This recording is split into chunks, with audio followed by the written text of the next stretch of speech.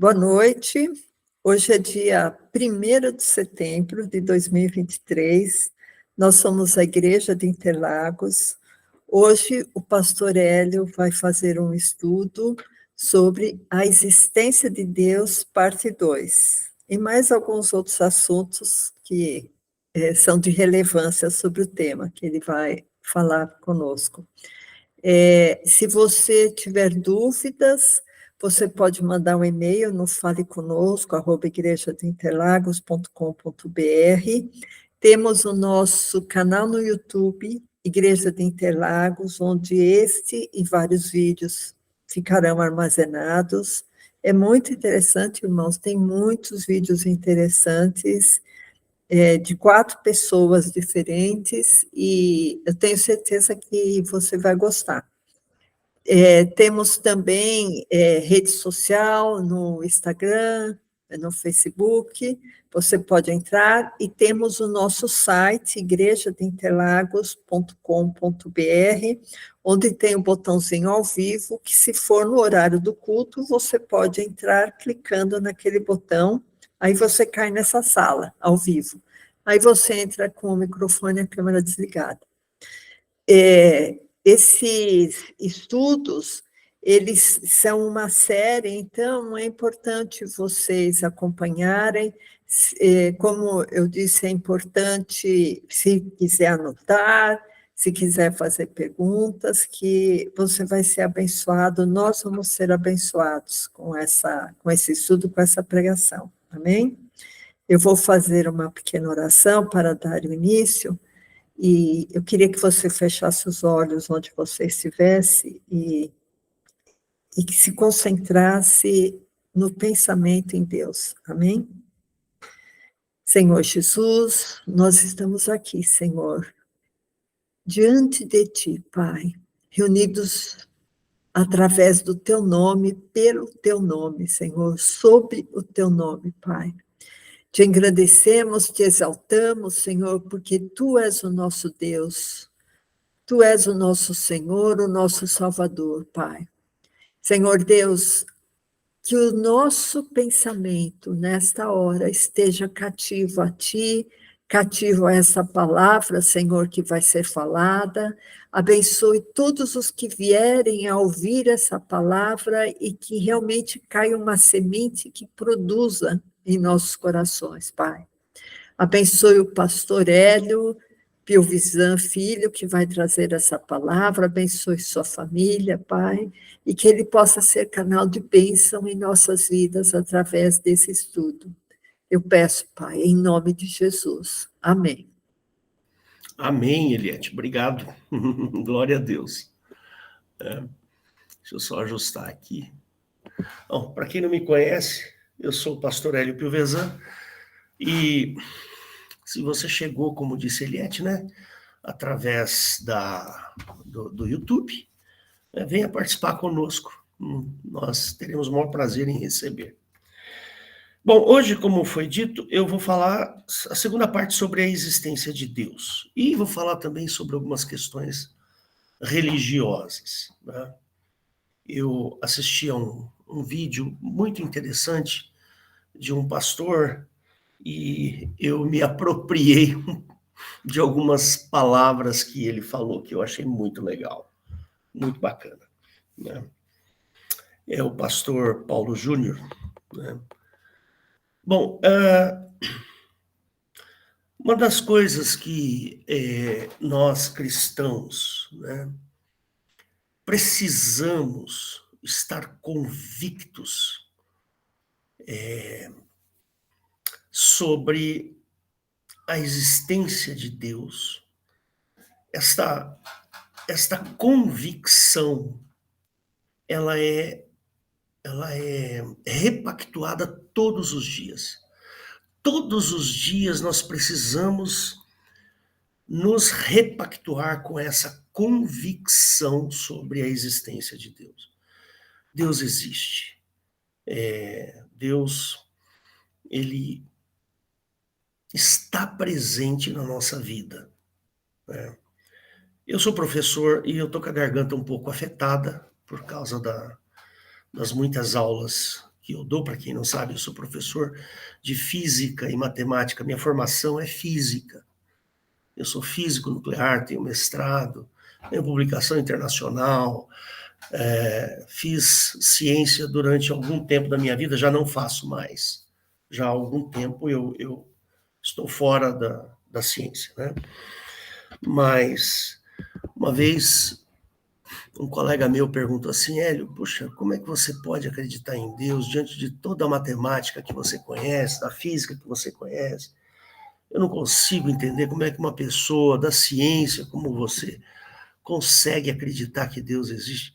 Eu virei para ele e falei assim: Fred, eu acho que a pessoa que mais tem fé aqui é você, porque conhecer tudo isso que a gente conhece e achar que isso surgiu do nada, do absoluto nada, é complicado.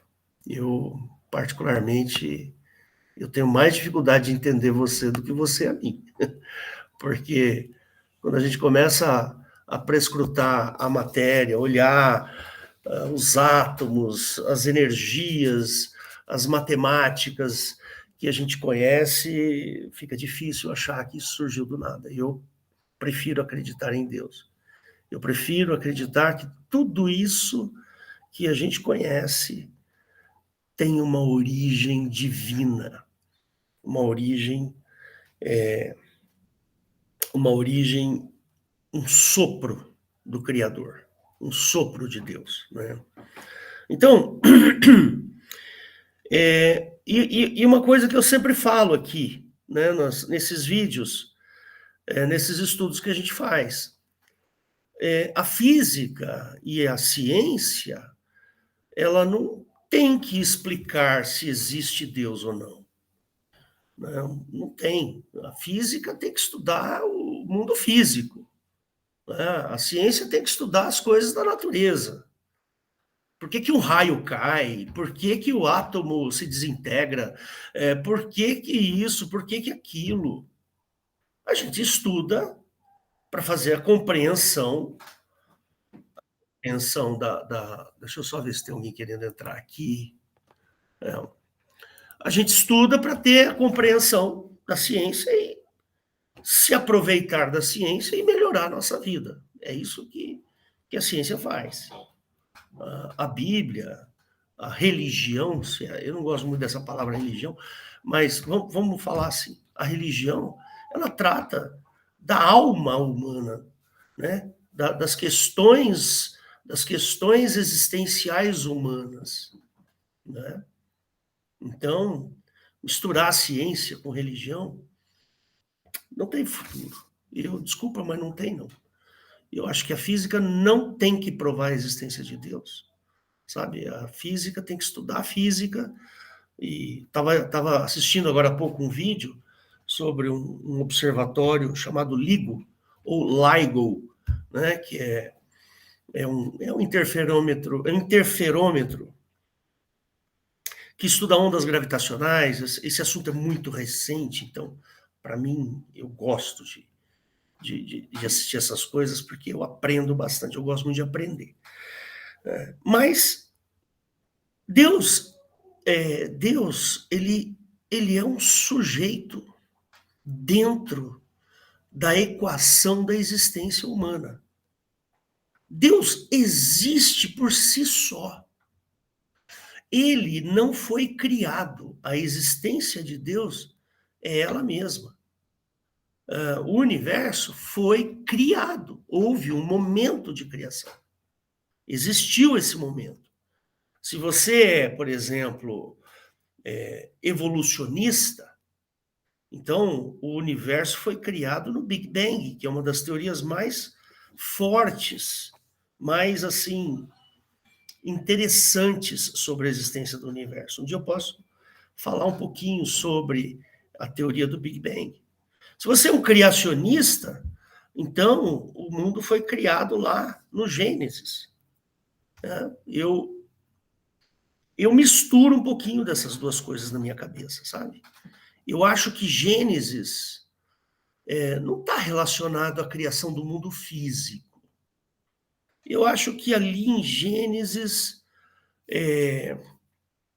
tem Não, não é isso que eu quero falar. Espera um pouquinho só. Não é a questão do mundo físico. Eu acho que ali em Gênesis, Deus cria o universo, cria o mundo, mas não com essa dimensão temporal que a gente conhece. Eu creio assim, eu entendo assim.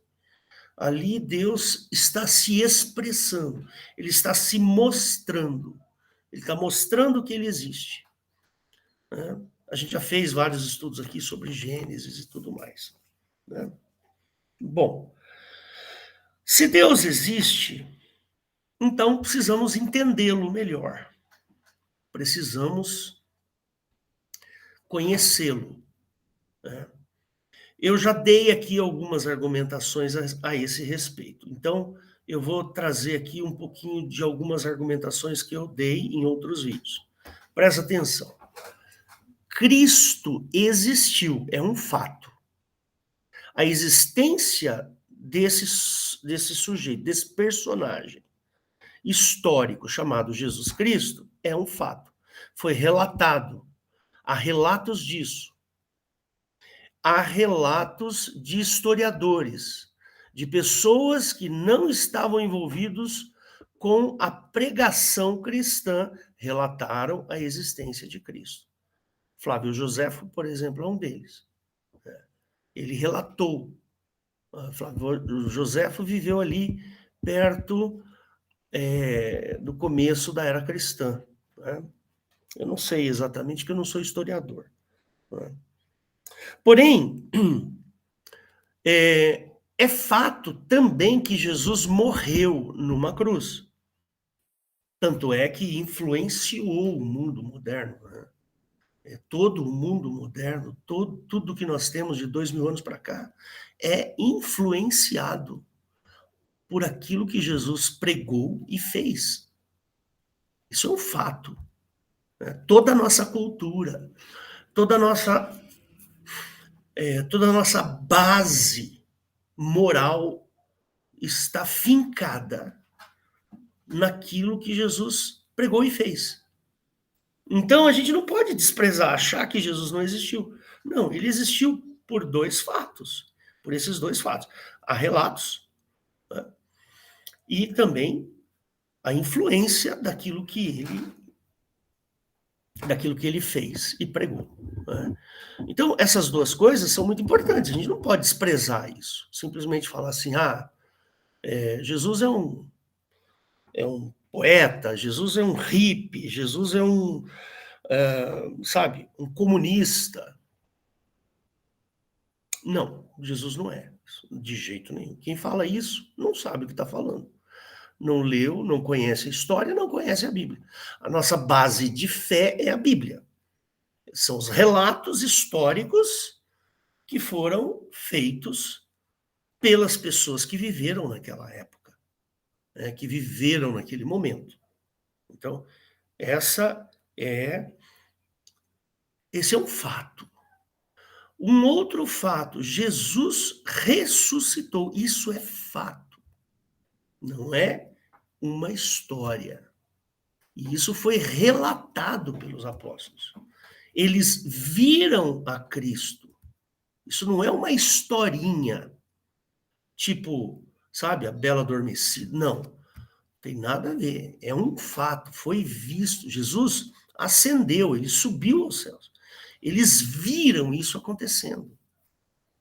E não foram poucas pessoas.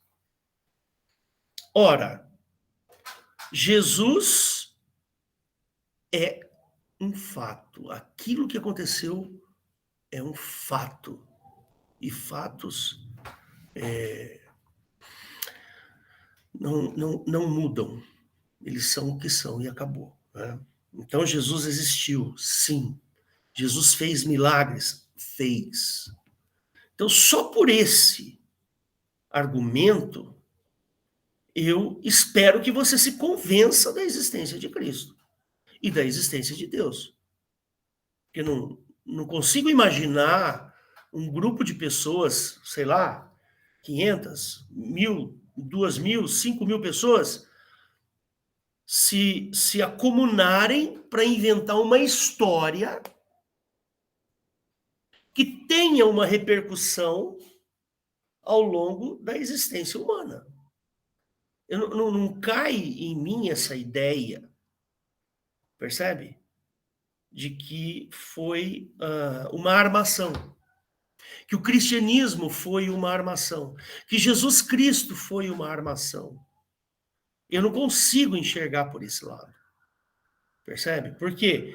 Porque a presença de Jesus Cristo lá naquele momento da história, aquele personagem, ele foi tão forte, ele foi tão impactante para aquela realidade daquele momento, que aquilo fluiu ao longo dos anos. Aquilo fluiu como cultura ao longo dos anos. Então não dá para imaginar que foi uma farsa. Não pode ser. Ali, quando você pega a Bíblia e começa a ler a Bíblia e você começa a ver aquilo que Jesus fez, você fala, não, isso aqui não é uma historinha. Isso aqui tem testemunha que viu ele lá ressuscitando Lázaro. As pessoas testemunharam Jesus falando, olha, Lázaro, vem para fora. Aí Lázaro veio. Pessoas testemunharam Jesus curando cegos, surdos. Jesus foi visto fazendo esse tipo de coisa. Então não dá para imaginar que o cristianismo foi uma farsa naquele momento. Bom, vamos partir do princípio que a gente aceita. Nós aceitamos que Jesus Cristo aconteceu de verdade. Ora, se ele aconteceu, estou sendo muito lógico aqui, tá? Muito lógico. Se ele aconteceu de verdade, a gente entende todos esses relatos, todas essas fontes que nós temos, a Bíblia, né? Os relatos de historiadores, a arqueologia, né? Tudo isso a gente acredita. Então vamos lá. Por que não acreditar em Deus, então? Por que não achar que Jesus Cristo fez o que fez para que nós pudéssemos ter acesso a Deus? Por que não acreditar? Então, logicamente, não faz sentido. Logicamente, não faz sentido isso.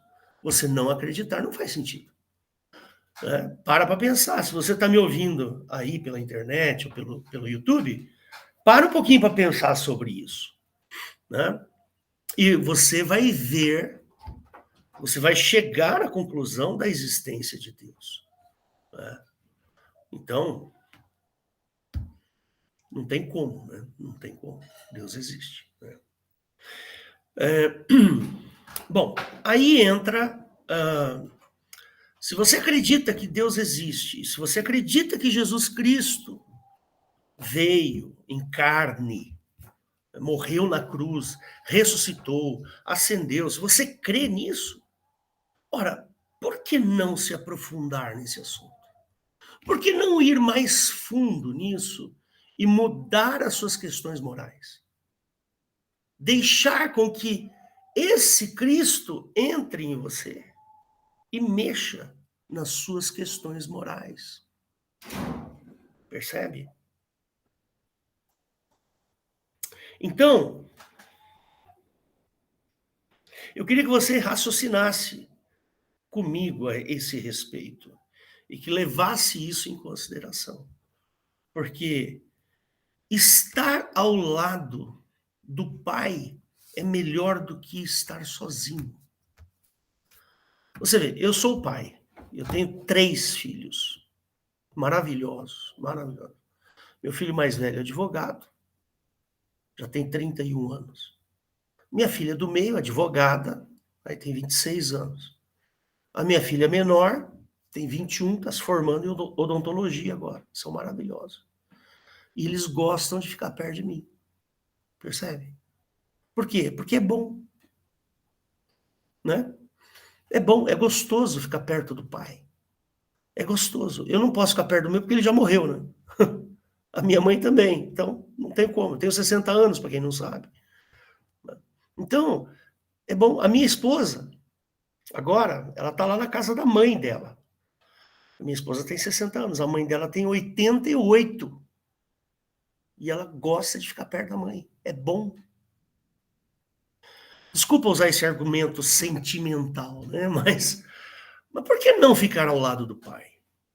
Por que não escolher ficar ao lado do pai? Ah, mas eu tenho vícios, eu tenho preferências, eu gosto disso, eu gosto daquilo. Ele não faz exigências. Quais exigências? Se você quer ficar ao lado do seu pai, porque você gosta de estar com ele, abra o teu coração. Esses vícios, essas imoralidades, essas coisas, vão sair naturalmente, sem esforço. Por preferência. Percebe? Então, meu querido, presta atenção nisso que eu estou te falando. Ficar ao lado do pai é melhor do que ficar longe dele. Percebe? O pai, que é o nosso pai espiritual, que é Deus, que é o mesmo pai de Jesus Cristo, esse personagem, a Bíblia diz que ele é amor. Então ele ama. E o amor não faz mal, gente. Aonde o amor faz mal? Em que lugar do planeta o amor faz mal? O amor de mãe faz bem para a gente. O amor do pai faz bem para o nosso coração. A gente se sente seguro, a gente se sente amado. Percebe? Ora, por que não ficar ao lado do pai? O mesmo pai de Jesus Cristo, aquele que Jesus veio e revelou para nós quem ele era. Percebe? Então, não tem como você ficar longe de Deus. Por que ficaria eu longe daquele que me ama? Ah, não, eu gosto de sofrer, eu quero sofrer, eu não quero ser... Isso não existe. Percebe? E Deus, a Bíblia fala que Deus é amor, Deus nos ama, Ele quer que a gente esteja próximo dele. Quer ver? Eu vou ler um texto aqui, é um texto muito bacana, que está aqui, eu já deixei ele separado aqui para você ver. Né? Então ele fala assim, eu vou ler a partir do 6, que é o que me interessa. Antes, ele dá maior graça, portanto diz, Deus resiste aos soberbos, mas dá graça aos humildes. Dá graça, ele gosta dos humildes. Sujeitai-vos, pois, a Deus. Resistiu ao diabo e ele fugirá de vós. Chegai-vos a Deus e ele se chegará a vós. Limpai as mãos, pecadores, e vós de duplo ano, purificai os corações. Senti as vossas misérias e lamentai e chorai. Converta-se o vosso riso em pranto e o vosso gozo em tristeza. Humilhai-vos perante o Senhor e ele vos exaltará. Então, é uma missão aqui, tem uma missão aqui. A gente pode se achegar a Deus. Se você se achegar a Deus, ele se chegará a você. Percebe? E por uma opção. É uma opção, é você que opta por isso.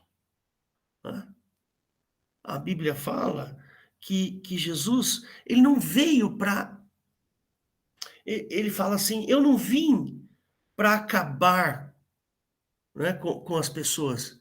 Eu vim para salvar as pessoas. Então, essa bondade que Jesus demonstra, ele fala assim, olha, eu quero salvar, eu não quero eliminar pessoas. É isso que Jesus fala.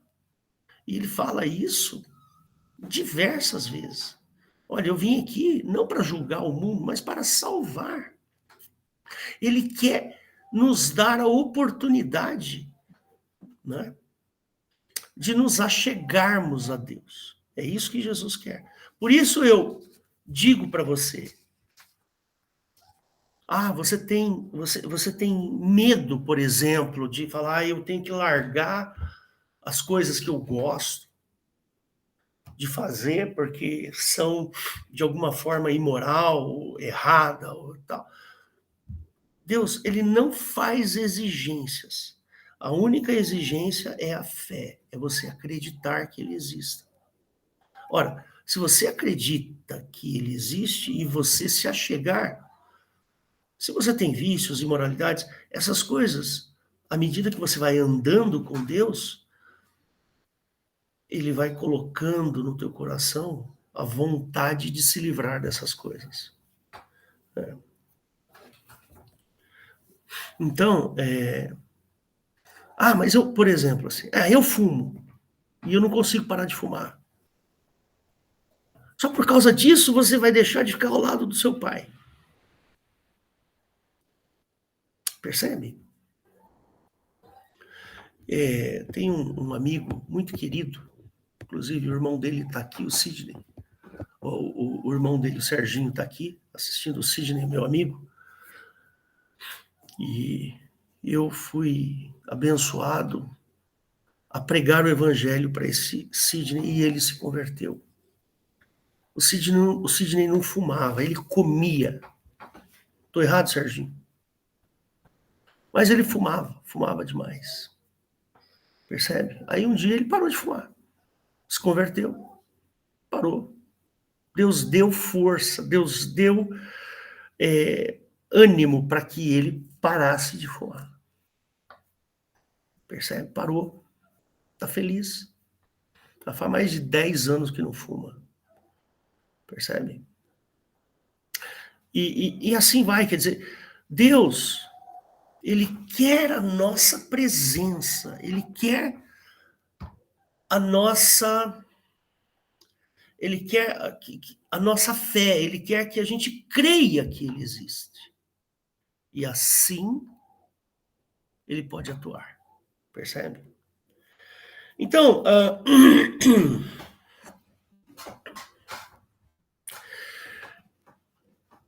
então você tem a oportunidade, você tem uma boa oportunidade de hoje pensar nessas questões que eu acabei de mostrar para você, né?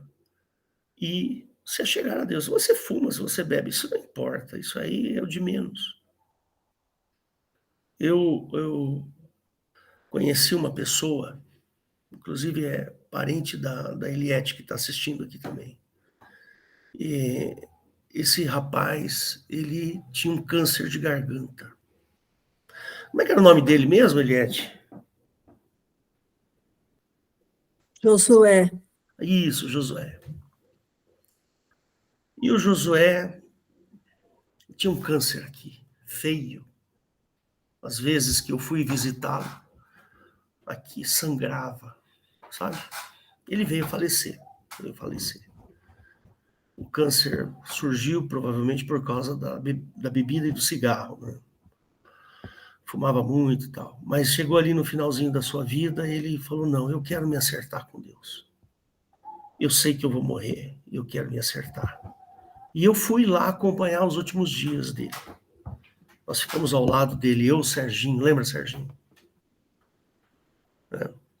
E ele falou, eu quero me acertar com Deus, eu quero. E ele quis se batizar, e ele quis tomar ceia, e quando ele morreu sabendo que ia se encontrar com Deus. Que Deus o havia perdoado, e que haveria esse encontro. Percebe? E por que não? Por que não? Por que não fazer isso? Eu fiquei muito triste quando o Josué morreu, mas a gente via que ele ia morrer. Ele estava com uma coisa horrível aqui embaixo, assim, na garganta, embaixo aqui nessa região. Muito feio. Mas ele veio a falecer. E ele estava feliz porque ele tinha se reencontrado com Deus. Por que não? Não é? E eu faço esse convite para você. Encontre-se com ele. Encontre-se com Deus.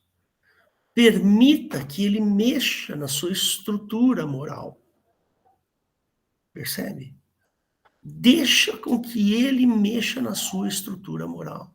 Se você fizer isso, ele não vai se negar de fazer isso para você. Né?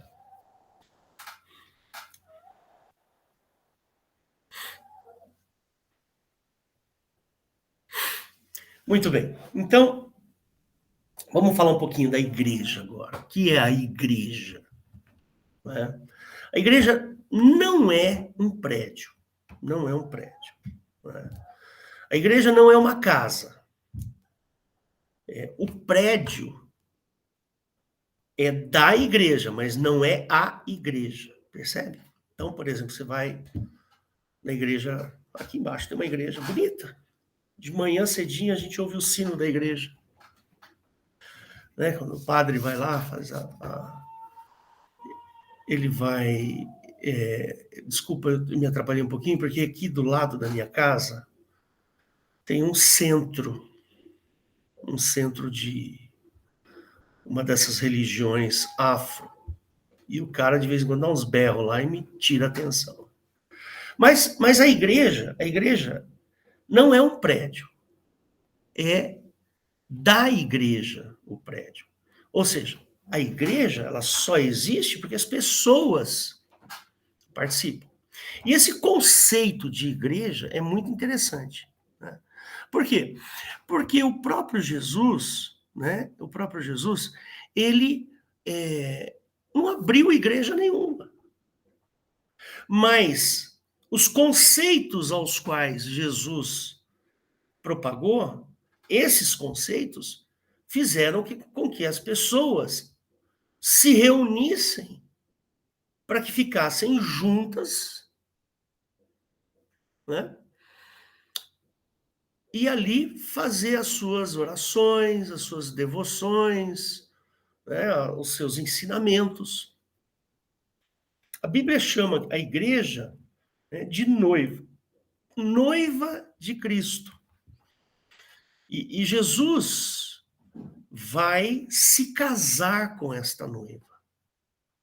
É uma alegoria aqui que eu estou falando, né?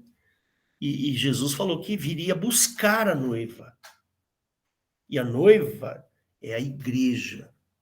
E a igreja é o ajuntamento das pessoas. É o ajuntamento. Então, por exemplo, nós aqui nós não temos uma igreja física. A nossa igreja, a igreja de Interlagos, é só uma igreja eletrônica, ou seja, a gente se reúne sempre usando os meios da internet. Nós tínhamos um local aqui perto da minha casa. Né? Aí veio a pandemia, nós tivemos que deixar o local. Né? Mas nos adaptamos bem com essa maneira de nos reunirmos, né? Pela internet, usando aí esses meios. Né? Então, a igreja é o ajuntamento das pessoas. Só existe uma igreja. Né? Só existe uma igreja, é a Igreja de Cristo, onde estão todos os cristãos reunidos. É uma igreja só. Aí inventaram de criar denominações, né? Bom, então tem lá a Igreja Católica. Você sabe o que significa a palavra católico? É universal. É a palavra universal. Igreja Católica. A Universal, Igreja Católica de Roma. Tem a Igreja Ortodoxa. Tem a Igreja Presbiteriana. Tem a Igreja Batista. Tem a Igreja Metodista. E assim vai. Né? Ou seja, são denominações, mas não são a Igreja de Cristo. As pessoas que estão lá dentro, que amam a Cristo, fazem parte da Igreja de Cristo. Entendeu? É assim que funciona. Então, você que participa de uma denominação que ama a Cristo, louva a Deus, busca o Espírito Santo, então você pertence à Igreja de Cristo. Entendeu? E quando Jesus voltar, ele vai levar a sua igreja, ou seja, gente da católica que ama Cristo, gente da presbiteriana, gente da fulana, gente da beltrana. Todos eles serão reunidos e levados para Cristo. Entendeu? É assim que funciona. Mas é importante a gente entender que esta igreja, a igreja de Cristo, é formada por pessoas que amam e buscam a Cristo apenas, que buscam a sua santificação, que busca se livrar das coisas do mundo. Percebe? Ainda que você esteja ligado ao mundo, ainda que você tenha vícios, ainda que você tenha problemas morais, não tem problema. À medida que o tempo vai passando e você vai se achegando a Deus, essas coisas, naturalmente a gente acaba largando. Naturalmente. Né? Por amor a Deus, quanto mais você conhece a Deus, mais você ama, mais você se compromete com Ele, mais Ele mexe na sua estrutura moral. Entendeu? Então, meu querido ouvinte, meu querido amigo ouvinte, eu estou tentando trazer aqui argumentos lógicos para que você busque estar na presença de Deus por meio de Jesus Cristo. E entender. Tem dúvida de como funciona esse negócio? A gente conversa, vem aqui, a gente vai conversar, eu te explico. Não tem problema nenhum. Percebe? Agora, aquelas igrejas ou denominações, né, que são igrejas que têm aí algum comportamento meio duvidoso, eu, particularmente, cairia fora. Né? Eu vou trazer aqui essa definição de seita ou igreja falsa para você, só para você ter uma ideia. E eu ouvi isso do Paulo Júnior e eu gostei muito, sabe? Eu achei muito bacana o que ele falou. Né? Então, para você ter uma ideia do que é por exemplo, uma seita ou uma igreja falsa. E essa definição que ele deu, eu achei muito precisa, muito boa, e eu vou mostrar aqui para você. Então, ele deu aqui 5 características de uma igreja falsa, ou uma denominação falsa, ou uma seita. Né? Então, o primeiro é, essas igrejas, essas falsas igrejas, ela tem uma fonte de revelação fora da Bíblia, além da Bíblia. Né? Ou uma fonte de revelação impede igualdade com a Bíblia. Então, ele chama isso de seita. Tem vários aí exemplos que a gente pode dar, mas eu não queria falar nomes aqui, não. Né? Então, ele até fala assim, olha, a igreja falsa, que é seita, ela vai ter uma fala do tipo, o anjo me revelou, né? Um anjo me revelou, eu tive uma revelação. Então, não, a nossa igreja, ela está em pé de igualdade, né, com a Bíblia. A única fonte de revelação para a gente é a Bíblia. É o que está escrito lá. Porque é de lá que saem os nossos ensinamentos, as nossas conclusões. Percebe? Segundo ponto. A salvação por obras.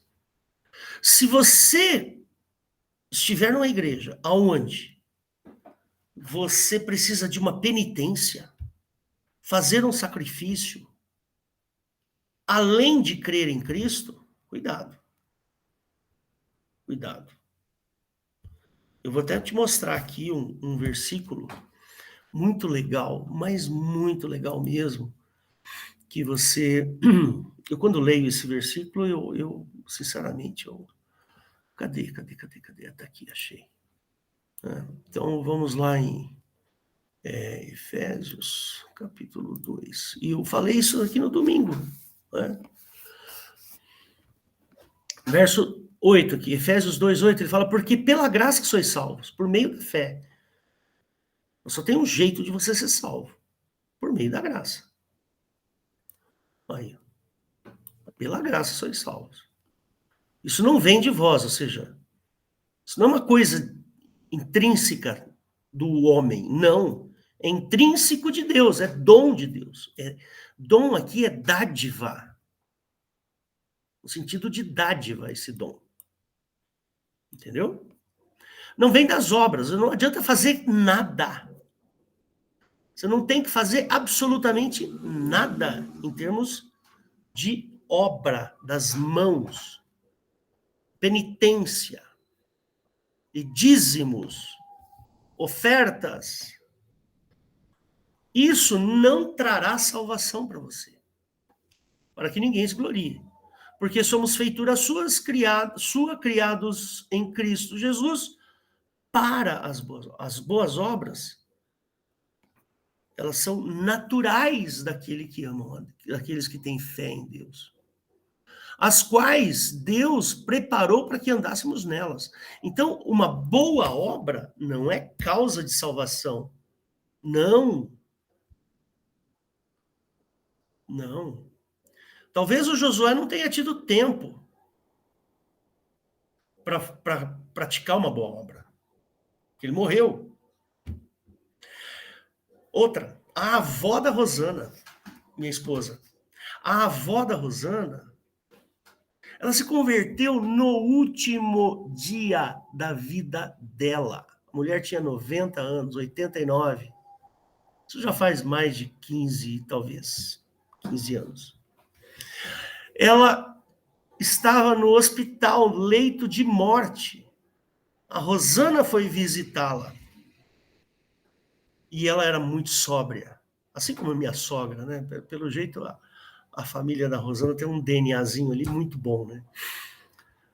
A avó da Rosana estava no leito de hospital. A Rosana chegou, vó, a senhora não quer se converter? Está em tempo ainda. A senhora aceita Jesus como seu salvador? Ela, aceito.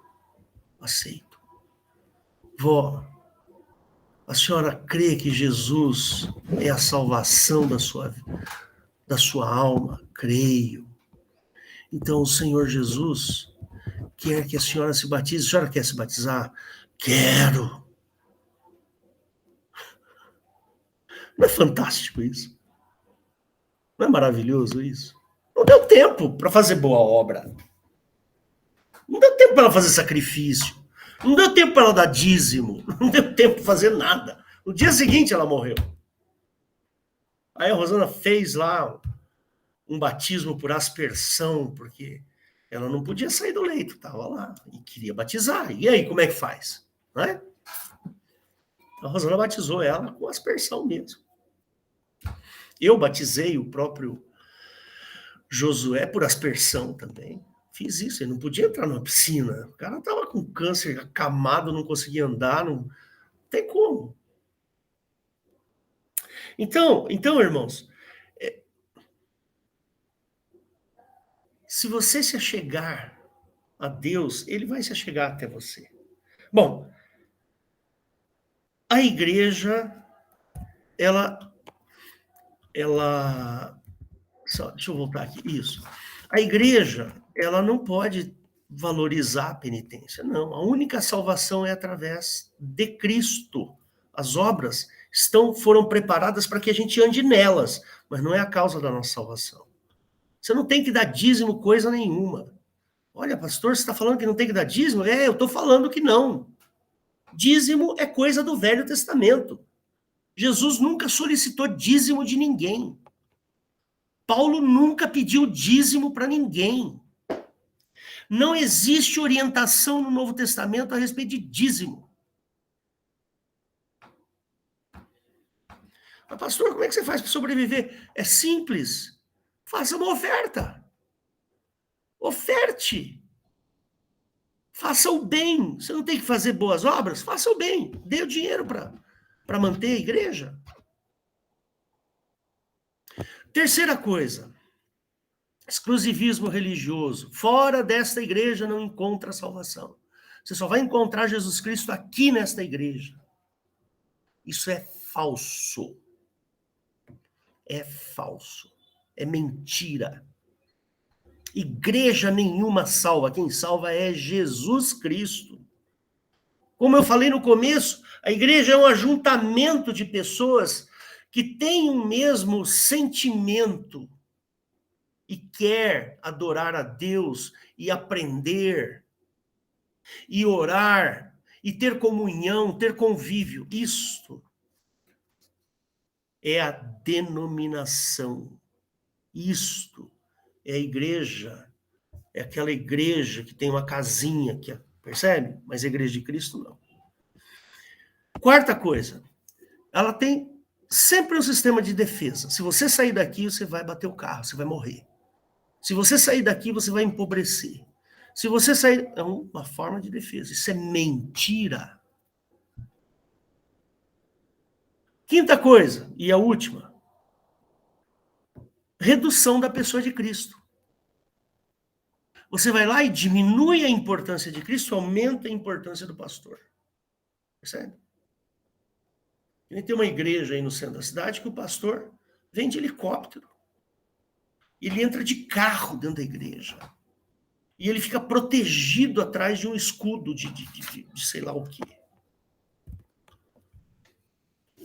Isso é falso, uma falácia. Quem é o Hélio? Eu sou pastor aqui dessa igreja. Mas quem é o Hélio? O Hélio fica doente. Eu tenho que fazer a barba, não tem jeito. Eu estou usando óculos, não tem jeito. Eu estou envelhecendo. Percebe? Outro dia eu caí ali, eu machuquei o joelho. Enrosquei o pé na rede, que eu gosto de deitar na rede lá. Machuquei o joelho. Percebe? Eu tenho que fazer exame de sangue de vez em quando para saber se eu não tenho pressão alta, se eu não tenho isso, se eu não tenho aquilo. Eu tomo vitamina porque estou numa idade que eu preciso tomar vitamina. Se eu não tomo sol, preciso de vitamina D. Quem é o Hélio? Meu Deus do céu. Sou nada. Eu só estou aqui na liderança dessa igreja porque esses irmãozinhos aqui são misericordiosos comigo. Mas a única pessoa que pode salvar é Jesus Cristo. A Ele toda a honra, toda a glória. Ele merece o louvor. Ele merece exaltação, porque foi ele, não o Hélio, que subiu numa cruz e morreu por você.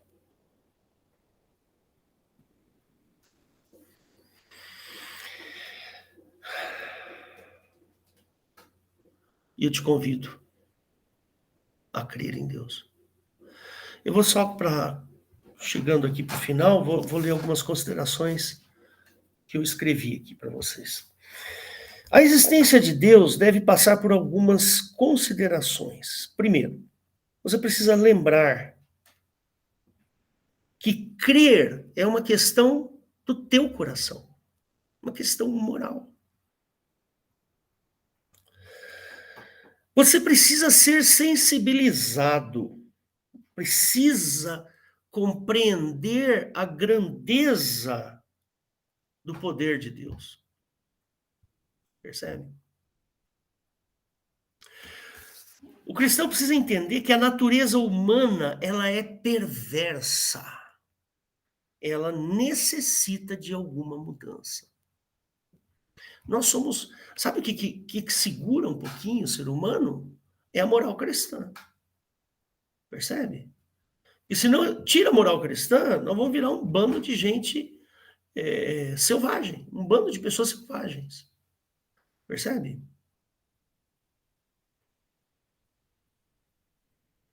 O cristão precisa estar atento a isso. O homem é mau. O homem é perverso. O homem envelhece. O homem morre, adoece.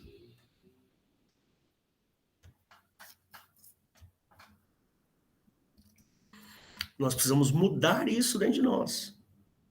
Só que a gente não consegue. Então como é que vamos fazer? Nós vamos buscar em Deus. Porque Deus não pode mudar? Será que ele não tem o poder? Se ele tem o poder para criar tudo, fazer tudo que fez, não vai ter o poder para mexer aqui, ó, no meu coração? Nós precisamos estar atentos à impossibilidade de termos nossa essência modificada por atitude própria. Nós precisamos estar convencidos que somente a obra de Cristo pode fazer a diferença na vida pessoal. E eu já preguei isso aqui. Jesus não é coletivista, ele é individualista. Jesus não morreu por todos, ele morreu por você. Percebe? Jesus ele não salva um tanto de gente, leva. Não, ele salva pessoalmente. É uma questão pessoal. Nós precisamos confiar que toda fonte de amor está na pessoa de Cristo. Nós temos que confiar que o pós-morte está reservado para aqueles que o amam.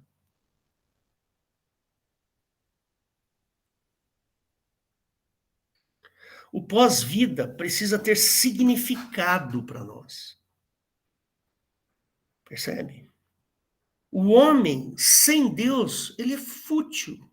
Ora, eu não preciso prestar contas para o meu pai, então eu posso fazer qualquer coisa. Significa que a sua vida não tem utilidade, é somente comer, beber, ter prazer, e assim vai.